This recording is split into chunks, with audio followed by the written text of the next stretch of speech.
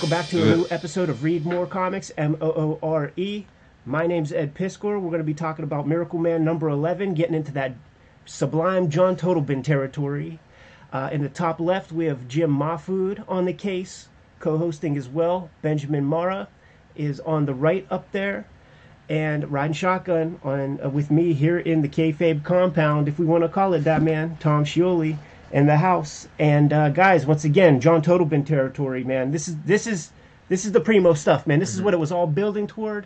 This is Miracleman book 3, trade paperback number 3, man. For those playing at home, this is like the one that feels most of a piece. Is book 3. It's like Alan Moore's like lined up all his like billiard balls where he wants them to be, and then it's like, okay, it's got like a cohesive, art team and just and visual identity and framing sequence. It's just, yeah, this is great stuff.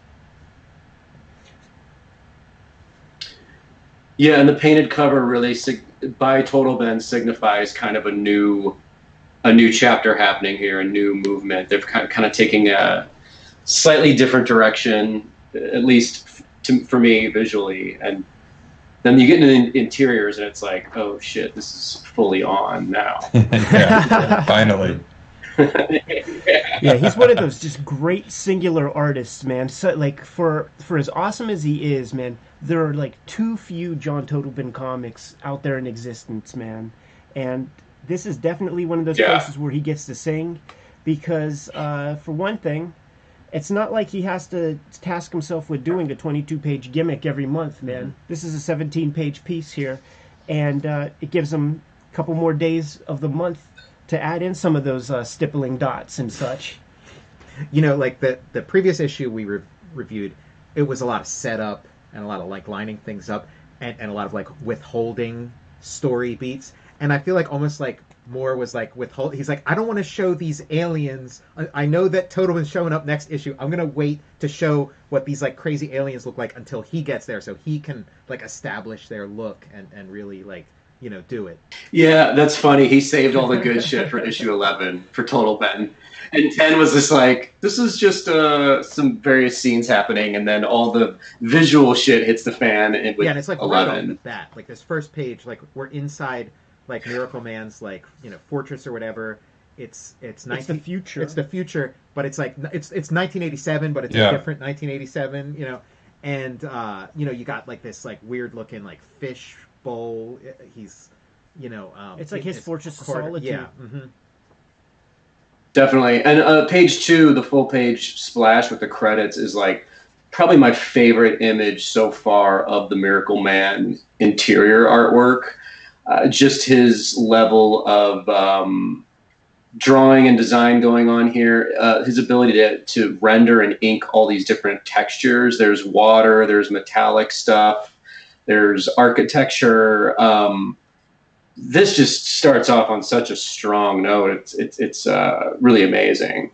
What's interesting is like we're witnessing like the final sort of evolution of the aesthetic for the book. Like the visual look for the book is finally matured when TOTLEBEN arrives. Like this to me is like really what Miracleman is and looks like. This is what I identify Miracleman. This is how I imagine him. And we're also witnessing the actual ultimate sort of in the story. It's like this is his ultimate version of himself, where he is he's now this ruler, he's in control of everything, and now he's going to sit down and kind of write his memoirs, about what has happened to him. So it's interesting sort of like meeting of like art and story, And he's writing like, this is like we're in like full Superman territory, and he's like writing his life story in like pages of steel, in a book of pages of steel with this like laser stylus, which is like totally like, that's some Silver Age Superman stuff. Writing stuff in like stone or whatever, in like some material that only he can write in his Kryptonian language. This continues to further the kind of like Lovecraftian bits in a way, because crustaceous monsters. Yeah. That's Lovecraft to a T. Whenever he can get the gumption up to explain to us at least a little bit of what Cthulhu looks like. It's always some sort of tentacled, crustaceous kind of monster, something from under the sea, like the stuff that's at the very bottom. Right. I realize why this stuff is like so much dearer to my heart than like say Swamp Thing or whatever is like when you take all that weird Lovecraftian stuff and apply it to superheroes, like the visuals. It's just like that splash page you were talking about, Jim. It's like, when have you seen superheroes depicted in this way? And it's just wonderful. It's like it's right. a really nice marriage. Yeah, the splash page immediately speaks of to me of Philippe Droulet, like in terms of like the symmetry of that like very complicated structure that his throne is sitting under. It's prog rock. Yeah.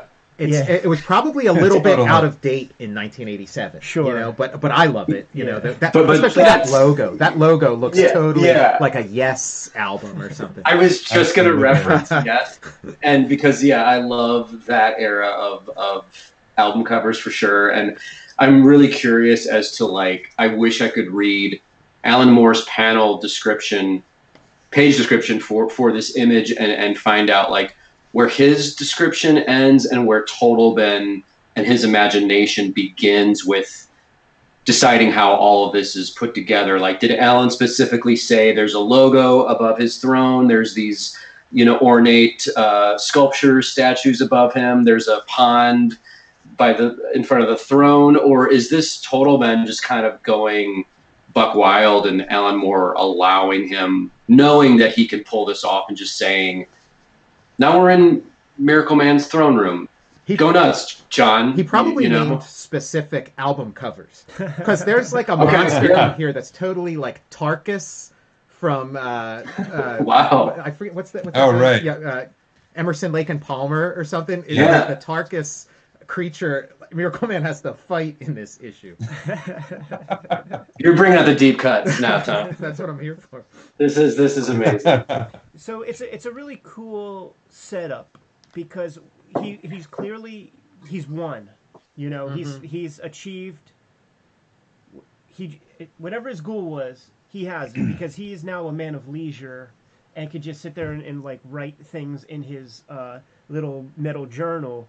But then when we get into the story, he's getting fucked up. Yeah, there's still a tension there. It's not like a spoiler, It still feels like because also he's kind of isolated and a little morose. So it's did everything go horribly? He survived obviously, but did everybody he loved get massacred? There's still you would think this would kill the tension that here he is all these years later and everything's okay, but it doesn't. In fact, it feels maybe more tense. It makes you really curious to see how he got to this point, and what sort of led up to it. So it makes you want to see what happens next. It also sells Miss Miracleman a whole lot because he's getting his fucking shine box from these little, crawfish monsters, man. And it's when she shows up and fucking snaps their neck and crushes their larynx and all that we realize, okay, man, Miracleman cannot get the job done. But she was able to, man. So it sells her, it makes her look like a badass. That's been the pattern of this series all throughout, is whenever he feels like he's got his footing, somebody comes along to show him just how little he knows. And I guess that's why the series isn't still going on, is that there's only so far you can go with that. Right. Yeah. Yeah, it's... Visually, too, on page 8, when the aliens finally reveal their true forms, it's this panel it could be from the TOTLEBEN Swamp Thing universe, But like you said, Tom, it's a fusion of that with superheroes, though. You don't have a plant man. You have a sleek superhero guy in a suit.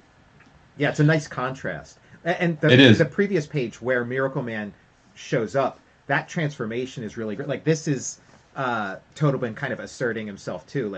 It's just a really beautifully rendered image, and mostly from the atmospherics. And we all know atmosphere is so hard to convey in pen and ink, and that's kind of his TOTLEBEN's mastery. I think he is the best at it, along with Gene Colan and Tom Palmer on Tomb of Dracula. Yeah. They're like really good at like just illustrating smoke and fog with pen and ink and line work. Benjamin Murray, you're the guy amongst us who has the Miracleman Artist Edition. Yes. Are any of the John Totleben pages from here in that volume? Specifically, I'm wondering about that stippled Miss Miracleman splash page where she's standing over top of the turtle creatures, man. I would love to see that thing. Yeah. If you want, I can drag it out and hold it up to the camera. I don't know if it'll read very well. But yes, those pages, I'd say, like the vast majority of all the best pages from Totlben's issues are included in that collection. And I highly recommend checking that out and buying it if you can. Sounds amazing. Ben, do you know by chance like how many issues they crammed in that collection? I want to say it's random pages. Yeah, it's random. From a bunch of different people. And it would be. I would say it would be maybe like all pages put together. Maybe like four issues, 4 issues, 4 or 5 issues, something along those lines. Little over 100 pages. Yeah, something like that sounds right. I wanted to get back to that superhero fusion with Lovecraftian characters because I can just imagine Alan Moore. I think that's a really great point, Tom, and something I never considered before. But hearing you talk about it, I can just see Alan Moore reading Lovecraft, where mortal men are faced with beings that are completely beyond their comprehension and just so massive and powerful that they will go insane even if they behold them in any manner or even try to conceive of them in their mind. And who better than someone like Superman to confront an entity that way? I know that like Doctor Strange sort of like is explicitly grapples with that world. Yeah, grapples with that world, but you can see like that's the kind of villain, if you wanted to put some sort of good and evil into Lovecraft, that would that would be a great villain for Superman or Miracleman in this case. Like that's a perfect sort of cosmic entity that is so powerful that it could actually be a threat. And it's really great to be used in this situation too, in an independent comic that's not beholden to licensed materials, toys, where you stuff can like break the toys. Exactly, man. Like Galactus would remain, powerful if he only showed up the once. That was the other cool thing about like Chester Gould's Dick Tracy. We all know certain characters, but Flat Top existed for like 4 months in 1943, but it left such an impression on the readers that it transcended. It became a game of telephone. It became a piece of modern day mythology. And just like we were saying about how the Miracleman story is just when he gets his nuts up to do something, he gets shown up or schooled by somebody, and you can only do that so many times.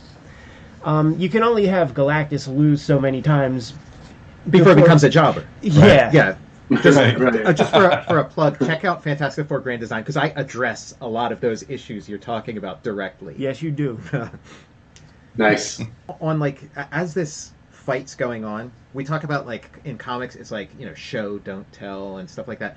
This fight is show and tell because there'll be like this amazing like creature that he's fighting and he's doing some crazy thing with it, or the creature's hitting him in some crazy way that you see.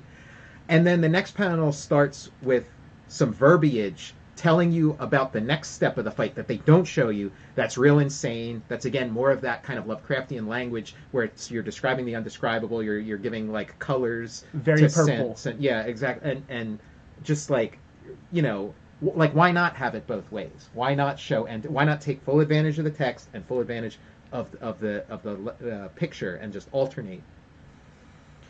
And let's take the visual part of the storytelling a little bit further as well, because it's the panel structure is pretty typical in terms of like, you know, parallels, squares, and rectangles, except when the fight breaks out.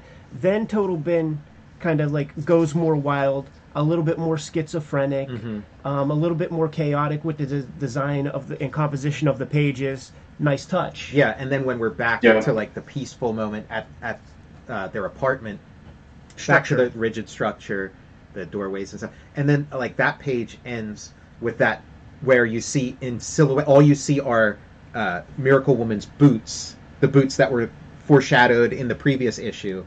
And shouts to the colorist for subduing those, man, because on this Baxter paper and with these crazy bleeding edge colors that they're fucking with, that could have really popped far more than it needed to. But it's possible that if you are reading this, you know, we're visual people, you know, we draw comics and all that. Give a comic to your girlfriend, and very often, in my experience, they're reading the words and breezing through the pictures. What I'm saying is, you could skip those feet, man, on first reading. Yeah. And guys, if you go back to page 9 real quick, the fight scene, I love this in the very last panel. One of the creature's legs becomes the final panel border. Yes. You know, like that is such a great design decision. Again, something you might not notice when your eye first goes to this page and you're reading it, and then you kind of pull back and it's like, oh, there's a creature, you know, in the foreground, obviously, and it's a storytelling device, but it's also a design device where it's like, no, every panel does have full borders on this page. It's just the last one happens to be a giant alien monster leg and silhouette, basically. Great depth in that panel too. Like he really, yes, incredible spatial awareness and just so fucking cool, man. This could be the movie poster. And especially the 80s movie poster, like Porky's or something, where it's like the alien legs and then the camera shooting the alien legs of like Miracle Man knocked backwards. I spit on your grave.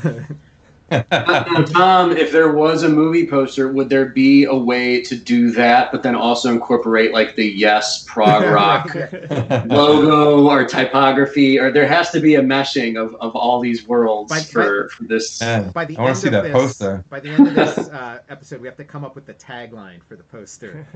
Ooh. Yes. One question I have is, do you guys feel like the reveal of the monsters on page 8 is undercut by the cover? Yeah. Good question. Yeah, definitely. Yeah. I feel like there's a better cover decision, like the two human forms with like the creatures sort of as silhouettes behind them confronting Miracle Man might have been a better choice, because I feel like I would that reveal would have had way more impact if they're not already on the cover here. Yeah, you're right. Yeah. The unfortunate thing about you know, when comic book covers in general, is it then becomes that argument about art and commerce. Yeah. And you got to sell the damn thing. Yeah. This cover sells a comic, so yeah, it is kind of like you put your best foot forward, and it's like you got to show. But you're right, Ben. If I would have, you know, in his shoes, maybe with hindsight being 20/20, you know, tried to think, is there some even better image I could come up with that doesn't spoil this like really cool reveal? Yeah. And the people making the decisions, you know how it goes, fellas. I'm sure all of you have the same story, man, where it's like you show the editor 5 sketches. Yeah. And then you know, they choose the one that you're not that you don't want in there. Yes. I always tell aspiring artists, like, when you have your 5 sketches that you're ready to turn in, take the one you like the least and just destroy it and throw it away. Yeah. Good advice. Because they're gonna pick that one, and if you're left with 4 that you could see yourself drawing, that you'd be comfortable and happy with drawing, then when they pick your least favorite of those 4, you're still comfortable drawing that one. Jim Moffat, man, the Kayfabers are coming to this channel like for advice just like that, homeboy. Cool, well, there you go. You guys got your money's worth. this episode. Yeah, this is a free podcast. And this show's free. Yeah. What more can we say, man? Because I think in future the future episodes, man, when we get into more TOTLEBEN, it's just going to be more jerking off all over how great the art is, man.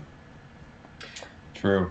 Definitely. You guys, I've never done stippling inking techniques whatsoever. It seems like such a labor-intensive endeavor. Mm-hmm. Don't do it. Do you guys, have you guys gotten involved in this, and what is your experience with that? Well, I mean, I've done it. I mean, Ed would probably be able to speak better because I think he's done it more and to better effect. But to me, like, stippling is it's a very common thing for new artists to kind of deal with their insecurities. You know, it really helps, you know, like it slows you down and it's very much like a new artist thing. You know, even Drew Friedman doesn't do stippling anymore. The king of stippling. Mm-hmm. Yeah. And I was a Drew Friedman fanatic. Like I had a Drew Friedman phase where I even made, you know, full-on comic pages that were completely stippled. It was right after I got out of art school, and after I did about page 7, I did not draw for about a year and a half. Mm-hmm. I fully got burnt out. Mm-hmm. And at least here's the thing about TOTLEBEN, that's crazy to me. You know, as a dude who like, you know, I stippled dozens of images, but one of my teachers at the Kubert School was Drew Friedman's letterer, so I got the scoop on, like, here's how it's done, kid. Mm-hmm. And you work to size. So, like, the size that you read the comic at is the size that Drew Friedman is drawing that shit. But this is an 11 by 17 page. Mm-hmm. So that's way more dot mileage that's required to get on the page than what Drew Friedman did at the small size of you know, the caricatures and shit that he would draw. So that's, to me, this is extra crazy because of the extra real estate involved when he starts putting those dots on the paper. Now, he figured out a way to kind of like minimize it more than Friedman did. Yeah, because like the complete page isn't stippled. It's just that section of, but still, you're like, that's a great tip for anybody who is going to try stippling. You know, that is a real time saver. And he's using it for an effect here, and the effect is luminescence. You know, not giving, like, you know, rigid like holding lines or whatever. I think the color fucks it up. I think it fucks up the tech, like what he's trying to feature, what he's trying to show off. That's why I was asking Ben if this page is in that artist edition. See what that like I need to see what it looks like in black and white to see what he's really trying to communicate to me, because I think the color is competing with the art. You would want her to be more luminous. You wouldn't want her to be this kind of deep blue and deep flesh tone. You would want her to be almost ghostly colors. Because she's like, you know, radiant. This double page splash of the reveal of Miracle Woman the spread next to the monster, really great pairing too. Like because it's the exact same composition. It's the monster busting through the door, and then you have a couple small panels where she gets into his, like, larynx, slashes it, and then it's that same doorway, and now she's, you know, this you know, monster's been replaced by this, you know, Aphrodite. Yes, and it's also it's the Superman, like here's Lois Lane on the left, you know, damsel in distress, and then here's like Wonder Woman on the right. The badass chick who's gonna, like, show and prove. Yeah, and she's like above, right? Like the Wonder Woman. I mean, the Liz is below, and then Miracle Woman is above. And great logo. How the M is turned upside down. MW. Mm-hmm. Very cool. Yeah, she's like angelic. She's basically an angelic mythological figure in this scene. Yeah, and they talk about the Titans and you know, the fathers of the gods and stuff, and then her being born out of, you know, the death of these where fell the manhood of Kronos. Aphrodite risen from the churning foam where fell the manhood of Kronos. You know, and you know, we have this penis looking monster, you know, below it, like literally the manhood of Kronos. Right. And that monster on the left busting through the door, I swear, like, I've seen like that image be like like an etching or something. And it still worked. Right. Yeah, it was a smart thing to do. Genius. My favorite comic artists, though, are the guys that pencil and ink their own work. Sure. You know, those are the guys that you get the most unique styles from, the purest expression. And Ed, you've brought it up in previous shows where if you're an artist, you having the last say, the last word, the last mark in your own work is usually 98% of the time going to work out to your advantage. So if you learn how to pencil and you can ink really well, and you can get to the point where you're almost doing more of the drawing in the inking, and this is from my experience, your style sort of depends on that. That to me brings out the freshest work. I never met a penciler who was happy with their inks, like somebody who inked over top of them. Right. Unless you're talking about like really old penciler inker relationships like Jim Lee and Scott Williams. Sure. I mean, Jim Lee obviously loved Scott Williams. They've been working together for like 30 years, but those guys are like the exception to the rule. Most pencilers, especially if you're a jobber, you don't maybe get the final say on who your inker's going to be. There's old interviews and stuff where, you know, in the Jim Shooter era, like it was a threat. If you didn't get things in on time, that they were going to sick Vince Coletta on your next pencil job. Right. And in future episodes on Kayfabe, like we need to put some things like New Gods Artist Edition under the microscope, and we're going to make people rethink Vince Coletta, man. Yeah. Because like Coletta's does rigorous, beautiful work on that stuff. Mm-hmm. But that's for another day, man. Fellas, do you have anything else to say about this issue, the first part of Book 3, Olympus, where we're going to be building toward maybe one of the greatest superhero fights in the history of comics? Yeah, I mean, just like the framing sequence of like this sort of like future Miracleman and how the world's changed now. He's sort of like a godlike figure, and technology has the world's totally changed. It's just like a very different perspective. And like one of the things early on like the first page that sells it is like now he has this like silver bust of Gargunza that he like kind of rubs his fingers against. And so like his relationship with Gargunza has totally changed. It's like this totally different perspective where before he was like his hated enemy, he was going to kill, but now he's really embraced this idea of Gargunza's my father. And it's like all that stuff, it's water under the bridge. Okay, yeah, maybe I have my problems with my dad. Maybe he should have done this. He shouldn't have tried to kill me. He shouldn't have tried to kill my wife and plant his brain in my baby and stuff. But he's still my dad, you know, like that was a long time ago. And it just kind of shows you that like he's on some other plane. He's like sort of above sort of petty revenge schemes and things. It's just, you know, really the framing sequence is really what sets this like third book apart from like all the stuff we've seen before. It does create the godlike mentality, and we will see that godlike mentality on display in future episodes. Certainly when we get into the origin of Miss Miracleman or whatever the hell what's her superhero name? They really don't get into Miracle Woman. Yeah, MW. Yeah. You know, she has a lot to say from a very divorced human perspective, man. But we'll get into that in next episode or two of Read More Comics as we continue on with Miracleman. Guys, any final notes, or we could get the heck out of here? My final thought is John TOTLEBEN rocks, and I'm excited to be talking about these comics with you guys. This is good stuff, man. You know, yeah, I'm psyched to be here too. In the 90s, when, you know, there were only, say, a few 10, 30,000 websites or whatever, and Comic-Con.com was one of them, created by Rick Veitch, and it was basically a depository for he and his homeboys to sell artwork. And man, TOTLEBEN was on there selling pages, dude, for like $300 bucks. Dirt cheap. Yeah, I passed up some TOTLEBEN like in person at like Pittsburgh Comic-Con and stuff, where it's like $150 for like a TOTLEBEN page. Man, what was I thinking? Yeah. Like now, as you know, I was still in high school in the 90s, man. So you know, $300 might as well have been $30,000 to me. Sure. But, what an investment that would have been. Yeah.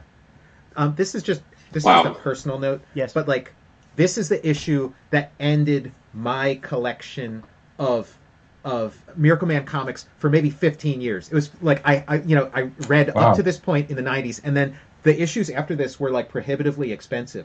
So like I wanted to find out what was next. I was hoping to find a cheap copy of this or that, and just never did. So like this whole story is bubbling in my head, and like occasionally I'd like run into somebody who like had read all of them. It's like, oh, don't tell me anything, don't tell me anything. And it wasn't until like piracy and whatever that I was able to read the rest of the story, and then eventually I was able to fill in my collection like later on. But so like this was the end of the road for me, and it was like I one of my favorite comics, and I needed to know what happened next, and just had to. Can you imagine in 2020 waiting 15 years to find out what happens next in like one of your favorite stories? Tom, it is so funny that you say that, because we could go in my boxes right there, dude. Mine goes up to issue 14. Mm-hmm. And same deal. Like, I would see in Wizard, they would be selling you hard on issue 15, and you would see like the little drips and drabs, like the 2-page spread from 15 and stuff. And it wasn't until piracy, and it was like the earliest iteration of comic book piracy, where it wasn't even CBR files. The first Miracleman pirated comics, it was PDFs, man. Mm-hmm. You know what I'm saying? Like illustrated PDFs, like before the CBR CBZs, man. Mm-hmm. And that is how I had to like read those like last 2 issues. How else were you going to read it? It was the legal battles between McFarlane and Gaiman were at their height at that moment, and it just I come from hacker culture, information is free type shit, and it just never seemed like that would ever be able to be reprinted anyhow. So like it didn't matter. Like nobody's making like the money that was made on this was made a decade ago. Download the shit if you could find it. Yeah. Whatever. Why not? Yeah, it becomes fair game. Yeah. Anyhow, guys, drop some plugs. We'll get out of here, man, and we'll prepare for our next episode. Jim Mahfood, hit him.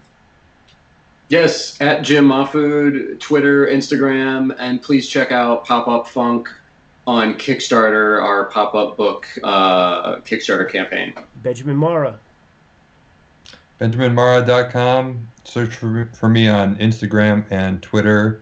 My books are on the Fantagraphics website, Amazon.com, and Cooler Comic Book Shops. Tom, hit him in the neck. I'm on Twitter at Tom Sholey, on Instagram at Tom_Sholey. Fantastic Four Grand Design out January 29th. Oversized Treasury Edition, and free comic book day. You get a free sample of Jack Kirby, The Epic Life of the King of Comics from 10 Speed Press, and then in July the full book comes out. Super dope, man.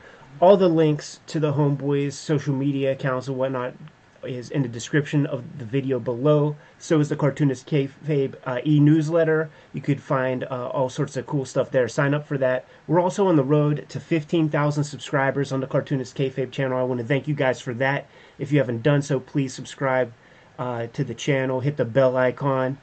In the meantime, make sure you guys read more comics. Moore.